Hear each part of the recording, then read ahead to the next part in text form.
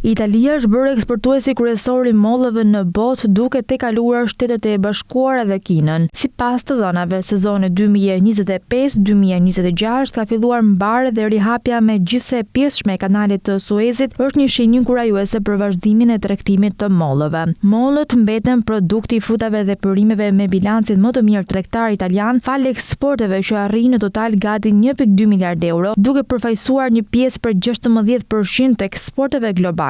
Ato pasohen nga Shtetet e Bashkuara 14% dhe Kina 13%, e ndjekur nga Zelanda e Re, Kili, Afrika e Jugut e të tjerë. Globalisht tregtia ndërkombëtare e mollëve llogaritet në afër 7 milion ton, me vlerë totale për mbi 7 miliard euro. Sipas vlerësimeve të fundit nga shoqata botërore e mollëve dhe dardhëve, prodhimi evropian i mollëve për sezonin 2025-2026 duhet të jetë diçka më pak se 11 milion ton, duke shënuar një rritje prej 5% krahasuar me parashikimet e publikuara në gusht. Sa i përket importit, Italia bleu 28.4 milion kilogram mollë në sezonin bujqësor 2024-2025, një vlerë në përputhje me 3 vitet e fundit dhe rritje prej 9% krahasuar me vitin e mëparshëm. Çmimi mesatar u ndikua nga dinamika e tregut global, duke u rritur me rreth 3 cent për kilogram krahasuar me vitin e mëparshëm, duke arritur në 0.96 euro për kilogram. Sipas të dhënave të Istat, në vitet e fundit sipërfaqja e mbjellur me mollë në Itali është rreth 54.000 hektar, me një përqendrim të theksuar në provincat e Bolzanos dhe Trentos, që përfaqësojnë 49% të prodhimit total kombëtar. Nga një perspektivë variatetesh,